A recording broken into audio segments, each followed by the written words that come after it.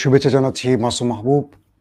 প্রিয় দর্শক, যথারীতি আমি আমার স্টুডিওর বাইরে আছি, আবারও আপনাদের জন্য বিশেষ খবরের জন্য সফরে বেরিয়েছি। তো যেখানে আছে সেখান থেকে আজকের লাইভ সেশনটি আপনাদের জন্য কয়েকটা গুরুত্বপূর্ণ খবর নিয়ে হাজির হয়েছে। দেখতে এবং শুনতে পেলে আমাকে একটু কমেন্ট করে জানাবেন যে আপনারা ঠিকমতো দেখতে পাচ্ছেন কিনা, অডিও ঠিকমতো যাচ্ছে কিনা আপনাদের কাছে।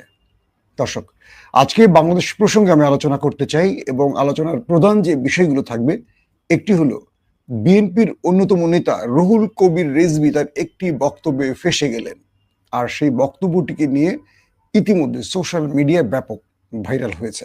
পরবর্তী কি করলেন রিজভী? দ্বিতীয়ত, হাদির খুনির সাথে ঢাকা বিশ্ববিদ্যালয়ের ভিপি সাদিক কায়েমের জড়িত হওয়ার সংবাদ এসছে, তার প্রমাণ সত্যতা কি আসলে? 3 নম্বর প্রসঙ্গ, জামায়াতের মধ্যে এবার জামাতের সবচেয়ে বড় সমালোচক মেজর আখতারুজ্জামান প্রবেশ করেছেন। অর্থাৎ বিএনপির বহিষ্কার হওয়ার নেতা আখতারুজ্জামানকে কেন দলে ফেরালো জামাত, এর নেপথ্যের কারণ কি? পাশাপাশি হাদির শারীরিক অবস্থার আপডেট। আমি এই খবরগুলো আপনাদের একটা একটা দেবার চেষ্টা করছি। দর্শক, আপনারা তাহলে দেখতে এবং শুনতে পাচ্ছেন ক্লিয়ার, এই তো? প্রথম যে বিষয়টি নিয়ে আসছি, হাদি, আমাদের প্রিয় ভাই শরীফ ওসমান হাদি, ইনকিলাব মঞ্চের মুখপাত্র। তিনি এখনো ক্রুশিয়াল একটা বা ক্রিটিক্যাল অবস্থায় আছেন। ডাক্তাররা তার শারীরিক অবস্থাকে একটি মেডিকেল বোর্ড গঠনের মাধ্যমে 11টি পর্যবেক্ষণ শনাক্ত করেছেন। বলা হচ্ছে এভার কেয়ারে বাংলাদেশের বিশেষজ্ঞ 15 জন ডাক্তারের মাধ্যমে একটি বোর্ড গঠন করা হয়েছে এবং এই 15 জন ডাক্তার সম্মিলিতভাবে হাদির শারীরিক অবস্থার 11টি বিষয়কে শনাক্ত করেছে। কখনো সেটা ব্রেন, সেটা ফুসফুস, প্রেশার, আদার্স, অর্থাৎ শরীরে 11টি যে ক্ষত লক্ষণ দেখা গেছে সেগুলোকে সিগনিফিকেন্ট অবস্থা থেকে বিশ্লেষণ করে ডাক্তাররা তাকে এখন ধারাবাহিক চিকিৎসা দিচ্ছে। ডাক্তাররা তার কিডনির হঠাৎ করে সচল হওয়া বা কিডনির অ্যাক্টিভিটিস শুরু হওয়ার ডাক্তাররা কিছুটা হলেও স্বপ্ন দেখতেছেন হাদিকে নিয়ে, এবং তারা বলছেন আল্লাহ রাব্বুল আলামিনের কাছে তার জন্য দোয়া করতে। আল্লাহ পারেন সবকিছু, যিনি জীবন নিতে পারেন তিনি সেই জীবন দিতে পারেন। আমরা আমাদের প্রিয় ভাই, বাংলাদেশের পক্ষের শক্তি, দেশপ্রেমিক এবং একজন উদীয়মান যুবক, যিনি কেবল দেশটাকে ভালোবাসছেন, দেশটার জন্য আজ মৃত্যুর সাথে লড়াই করছেন, সেই ইনকিলাব মঞ্চের আমার প্রিয় ভাই ওসমান হাদির জন্য আপনাদের কাছে দোয়া ভিক্ষা চাই। আল্লাহ রাব্বুল আলামিনের কাছে প্রত্যেকে দোয়া করবেন, কারণ হাদিরা এই দেশটাকে ভালোবাসছে, তারা পকেটকে ভালোবাসেনি। তারা নিজের পকেটের জন্য বা সংসারে বড় কোনো লোভের জন্য, যেটা আমাদের অন্যান্য ছাত্র নেতারা করেছে, সেই রকম কোনো টার্গেট হাদির ছিল না। তাকে আমি ব্যক্তিগতভাবে চিনি, আমার সাথে ভালো সখ্যতা ছিল, আমরা একসাথে শো করেছি চ্যানেলগুলোতে। এবং আমি যতটুকু জানি, একটা নিরহংকারী ছেলে, নির্লভ ছেলে, দেশটার জন্য তার অনেক পরিকল্পনা ছিল। এবং আমাকে গতকালকে আমাদের পুলিশের গোয়েন্দা টিমের এক ভাই বলেছিলেন, বাংলাদেশের যত মঞ্চ তৈরি হয়েছে, সেটা জনতার মঞ্চ বলি বা যত বাম, রাম, আওয়ামী বা ওপারের এজেন্সির যত বাহিনীর যতগুলো সংগঠন, সবগুলো শেষে কিন্তু মঞ্চ ছিল। সেই মঞ্চগুলোকে ট্যাকেল করার জন্য আমাদের দেশপ্রেমিক হাদি ইনকিলাব মঞ্চ বানিয়েছে। এটা ওপারের এজেন্টদের জন্য, এজেন্সির জন্য, গোয়েন্দা বাহিনীর জন্য একটা আতঙ্ক ছিল, কারণ তাদের শেখানো গুলিটাকে, তাদের শেখানো টার্গেটটাকে হাদি দেশের পক্ষে কনভার্ট করে একটা সত্য জবাব দেওয়ার চেষ্টা করেছিল এই ইনকিলাব মঞ্চের মাধ্যমে। এবং তিনি ইনকিলাব সেন্টার বানিয়েছিলেন এখানে মানুষকে দেশের পক্ষে শেখানোর জন্য, পড়ানোর জন্য। তার কাছে, সে আমাদের কাছেও বই চেয়েছিল যে ভাই আমাকে বই দেন, আমরা যার যতটুকু পেরেছি সাহায্য অনুযায়ী তাকে বই দিয়েছি। এখান থেকে একটা নতুন যুবক যুবতীদের একটা গ্রুপ, তারুণ্যের একটা গ্রুপ, তারা দেশের সম্পর্কে জানবে, দেশের পক্ষে জানবে। এতদিন যে চেতনার নাম করে মিথ্যা শেখানো হয়েছে, তার বিরুদ্ধে একটা নতুন কিছু এই জাতিকে দিতে চেয়েছিল, যেটাই ওপারের জন্য মাথা ব্যথার কারণ হয়ে গেছে। কারণ ওপার এই দেশকে 54 বছর ধরে তাদের ফর্মুলা, তাদের প্রেসক্রিপশন শিখিয়েছিল। আর হাদি এই অল্প বয়সে তিনি বুঝতে পেরেছিলেন ওই বর্গীদের হাত থেকে এই দেশকে রক্ষা করতে হলে এই দেশকে আগে দেশ সম্পর্কে জানাতে হবে, দেশ প্রেমের ডেফিনেশন শেখাতে হবে। আর আমরা রাজনৈতিক নেতারা যেটাকে দেশপ্রেম বলি, এটা হলো পকেট প্রেম, দল প্রেম। তাই হাদিকে অনেকেই টার্গেট করেছেন, এই দেশের রাজনীতিবিদরাও টার্গেট করেছেন, ওপারের এজেন্সিও টার্গেট করেছেন। সবকিছু মিলেই এই কাজটি বাস্তবায়ন করা হয়েছে। হাদির মূল টার্গেট খুনিকে বা কিলারকে পুলিশ ধরার খুব কাছাকাছি পৌঁছে গেছে এমন তথ্য জানিয়েছে। কয়েকটি সূত্র বলছে কয়েকজনকে শনাক্ত করে অভিযানও চলছে। দর্শক, সেই বিষয়ে আমরা খবর পাওয়া মাত্র আপনাদের আপডেট দেওয়ার চেষ্টা করব। আসছি এবার আমাদের সাদেক ক্যাম এবং রিজভী ভাই প্রসঙ্গে। সোশ্যাল মিডিয়াতে খুব বেশি এখন যে বিষয়টি চলছে সেটি হলো আমাদের রিজভী ভাইকে নিয়ে। তিনি একটি রাজনৈতিক প্রোগ্রামে সরাসরি বক্তব্যে বলেছেন সাদেক ক্যামের সাথে ওসমান হাদির খুনিকে দেখা গেছে, এবং তিনি এটাকে নিয়ে জামায়াত এবং শিবিরের বিরুদ্ধে জোরালো বক্তব্য দিয়েছেন। মূলত বিষয়টি ছিল আর্টিফিশিয়াল ইন্টেলিজেন্সের মাধ্যমে দুটো ছবিকে বসানো, কিন্তু রিজভী ভাই বয়স্ক মানুষ, তিনি বিষয়টি বুঝতে পারেননি। কে বা কারা তাকে ছবিটি দিয়েছে, অথবা তিনি নিজের মোবাইলে ফেসবুকে ট্রল করতে গিয়ে হয়তো ছবিটা পেয়েছেন। আর এর কাজ তো আপনারা বোঝেন, একদম নিখুঁতভাবে সাদেক কায়েম এবং খুনিকে পাশাপাশি বসিয়ে সেই পিকচারটা তৈরি করা হয়েছে।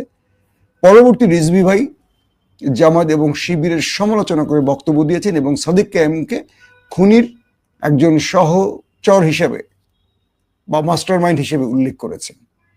এর পরবর্তী যখন এটা ফ্যাক্ট চেকিং এ ধরা পড়ে, জানা যায় যেটি এআই দ্বারা তৈরি একটি ছবি। ইন্টারেস্টিং ব্যাপার, যখন সাদেক কায়েমকে নিয়ে সোশ্যাল মিডিয়াতে ছবিটি ভাইরাল হয়, তখন সাদেক কায়েমের গ্রুপরাও ঠিক একই কায়দায় এআই দিয়ে আরেকটি ছবি বানায় রুহুল কবির রিজভির সাথে ওই খুনিকে, যিনি যাকে সাসপেক্ট করা হচ্ছে যে হাদিকে গুলি করেছে, যে ছেলেটির কথা বলছি তার সাথে।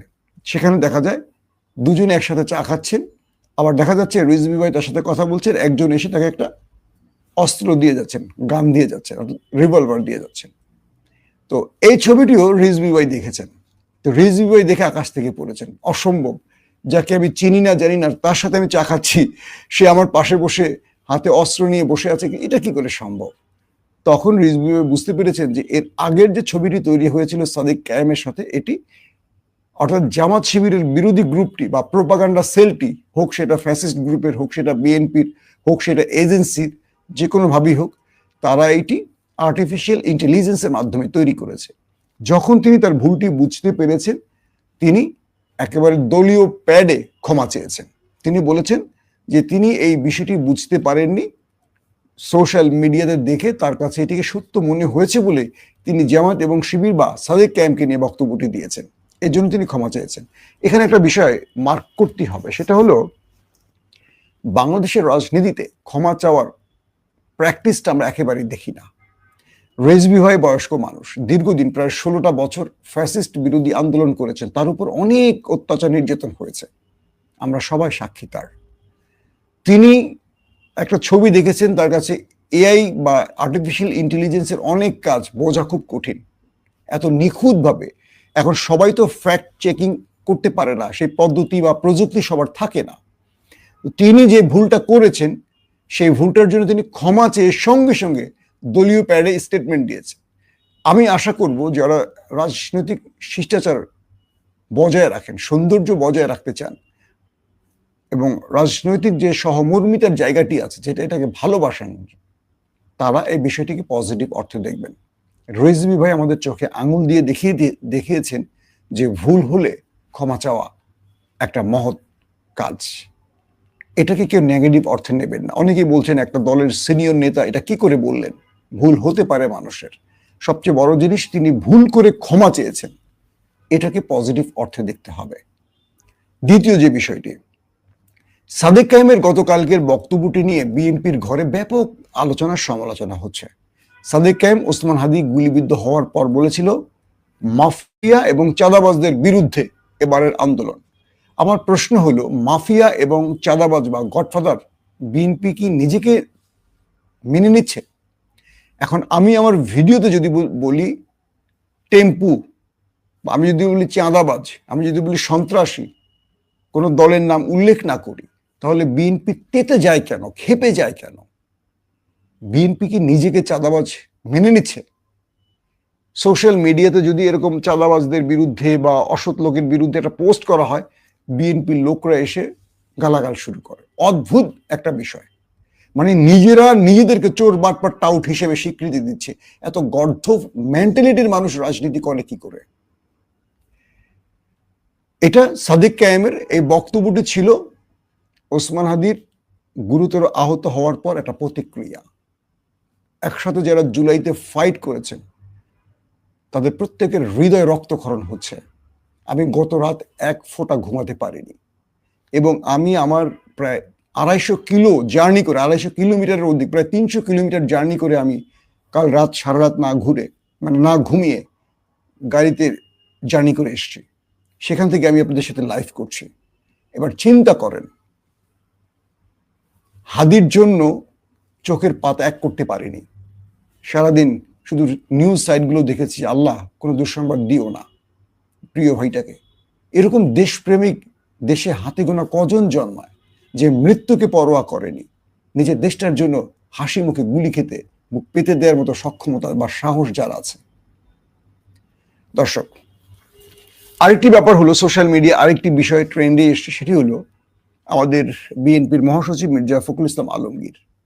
তিনি একটি প্রেস কনফারেন্সে বক্তব্য দেওয়ার সময় হাদির নামটি সঠিকভাবে বলতে পারেননি, এবং হাদির যে প্রতিষ্ঠান ইনকিলাব মঞ্চ, এটার নামও তিনি বলতে পারছিলেন না, বারবার আটকে যাচ্ছিলেন, পাশে কাউকে জিজ্ঞাসা করছিলেন, সঠিকভাবে বলতে পারছিলেন না। এটা খুব দুঃখজনক ব্যাপার। একটা বিষয় কি, বড় দল বলে ছোট দলগুলোকে ইনসাল্ট করা, অথবা বড় দল বলে ছোট দলগুলোকে হিসেবে না নেয়া, এটা একটা বিষয়। এটাকে রাজনৈতিক শিষ্টাচার বা সৌন্দর্যের মধ্যে আমি নেব না। কিন্তু মির্জা ফখরুল ইসলাম আলমগীর বাংলাদেশের সবচেয়ে বড় রাজনৈতিক দল বিএনপির মহাসচিব। তিনি বিজেপি কিংবা কংগ্রেসের কিংবা তৃণমূল কংগ্রেসের বা দিল্লির কোনো রাজনৈতিক নেতা নন, যে নামটা ভুল করবেন।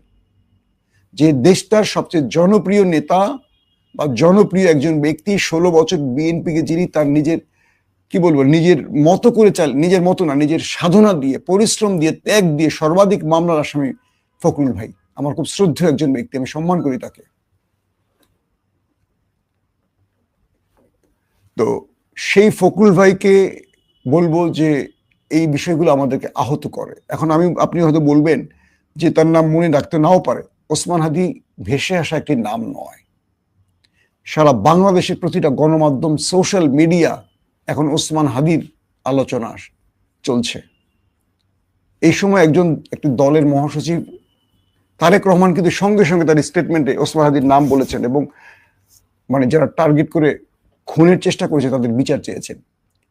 শত হাজার মাইল দূর থেকে, লন্ডন থেকে তারেক রহমান দলের চেয়ারম্যান একদম নিখুঁতভাবে ইনকিলাব মঞ্চের নাম বলেছেন, ওসমান হাদির নাম, শরীফ ওসমান হাদির নামটি উচ্চারণ করেছেন। আর বাংলাদেশে থেকে একসাথে জুলাই আন্দোলন, একসাথে লড়াই সংগ্রামে থাকা দুজন মানুষ যদি একটা নাম সঠিকভাবে বলতে না পারে, এটা আমাদের আহত করে।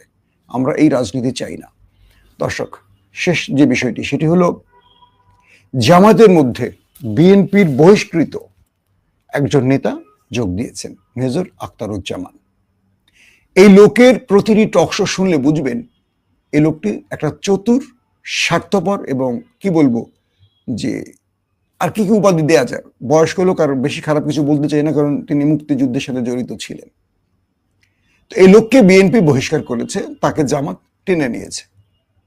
আমি জামাতের কয়েকজন নেতার সাথে এই বিষয়ে কথা বলার চেষ্টা করেছি, 3 জনকে ফোন দিয়েছি। একজন আমাকে বলেছিলেন যে আমাদের আরো চমক আছে। তার মানে হলো বিএনপি থেকে আরো দলছুট বা যারা মনোনয়ন পায়নি অনেকে জামাত টানতে পারেন, এমনটি হয়তো বা আভাস দিয়েছেন তিনি। কিন্তু আমার প্রশ্ন হল যে আমাদের মধ্যে যোগ্য নেতাদের অভাব আছে, যে আখতারুজ্জামানের মতো একজন ব্যক্তিকে, যিনি জামাতের কঠোর সমালোচক ছিলেন, যিনি বিএনপিতে পাত্তা পাননি বা বিএনপিতে বিশ্বাসঘাতক হিসেবে চিহ্নিত, তাকে দিয়ে জামাত উপকৃত হবে আমি জানি না। এখন যদি প্রশ্নটা করা হয় যে তিনি আল্লাহর ভয়ে হেদায়েত প্রাপ্ত হয়েছেন, হতে পারে, হেদায়েত প্রাপ্ত হলে অবশ্যই সাধুবাদ জানাই। কিন্তু প্রশ্ন হলো তিনি কি জামাতের জন্য আগামী দিন থ্রেট হতে পারে না, যিনি বিএনপির জন্য থ্রেট ছিলেন? জামাত তো একটা ক্যাডার ভিত্তিক রাজনৈতিক দল, এখানে প্রতিটা কর্মীকে মান তৈরি করে একটা জায়গায় আনা হয়, যে কারণে জামাতের ভেতরে কখনো দেখবেন যে একে অপরের মধ্যে দলাদলি নেই, পদবি নিয়ে কামড়াকামড়ি নাই, বিশৃঙ্খল কোনো সিস্টেম জামাতের মধ্যে বা শিবিরের মধ্যে পাবেন না। কখনো শুনবেন না যে আমাদের কোনো নেতা পদের জন্য তদবির করছে, লাইফে কোনোদিন একজনের নাম বলতে পারবেন না। যদি আজকে ডক্টর শফিকুর রহমান বলেন সারা বাংলাদেশ থেকে 1 ঘন্টা না, মাত্র 10 মিনিট সময় দিচ্ছে, জামাত শিবিরের সকল পোস্টার নামায় ফেলতে হবে, 10 মিনিট লাগবে না, 5 মিনিটের মধ্যে দেখুন সারা ঢাকা বা পুরো বাংলাদেশ টেকনাফ থেকে তেঁতুলিয়া ফাঁকা হয়ে যাবে, একটা পোস্টার খুঁজে পাবেন না। কিন্তু বিএনপির মধ্যে শহীদ প্রেসিডেন্ট জিয়াউর রহমানও মারা গেছিলেন তার দলীয় ক্রন্দল মিটাতে গিয়ে চিটাগং চট্টগ্রাম সার্কিট হাউসে। এই দলটা শুরু লগ্ন থেকে আজ পর্যন্ত এই নিজেদের মধ্যে কলহ, দ্বন্দ্ব, মারামারি, কাটাকাটি অব্যাহত আছে। কারণ এই দলটি নিজেদের লোক দিয়ে সৃষ্টি হয়নি, বিভিন্ন দল থেকে ভাড়া করে লোক এনে তৈরি হয়েছে।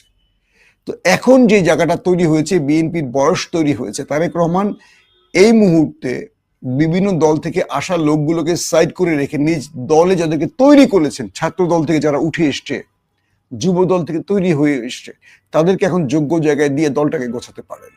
কিন্তু এখনো দলটার মধ্যে বিতর্ক সৃষ্টি করছে সেই বিভিন্ন দল থেকে আসা হাইব্রিড লোকগুলো, যেমন ফজা পাগলা, মুজিব বাহিনীর লোক। তার প্রতিটি বক্তব্যের শেষে বিএনপির ধরেন 1 লক্ষ করে ভোট কমে, প্রতিদিন তার একটা বক্তব্যেই ভোট কমে। রমিন ফারহানা, তার বক্তব্যে ভোট কমে, 100% কমে। এটা বিএনপি বুঝতে পারছে না। তো জামাতকে নিয়ে যে কথাটি বলছিলাম, জামাতের এই বিষয়টিকে জামাতের মধ্যে বা জামাতের যারা শুভাকাঙ্ক্ষী তারা পজিটিভ অর্থে দেখছে না। পিনাকি ভট্টাচার্য, যিনি জামাতের শুভাকাঙ্ক্ষী হিসেবে পরিচিত, তিনিও কঠোর ভাষায় সমালোচনা করেছেন। যদি আল্লাহ তাকে হেদায়েত দিয়ে থাকে ভিন্ন কথা, তিনি যে জামাতের জন্য থ্রেট হবেন না বা হুমকি হবেন না এর গ্যারান্টি কি? আর বিএনপির ফেলে দেওয়া জিনিস জামাত নিয়ে তাকে মূল্যবান বানাবে বা গলার মালা বানাবে, এটাকে জামাত হয়তো বা প্রকাশ্যে কিছু বলবে না, এটাকে জামাতের দেউলিয়তের কোনো প্রমাণ?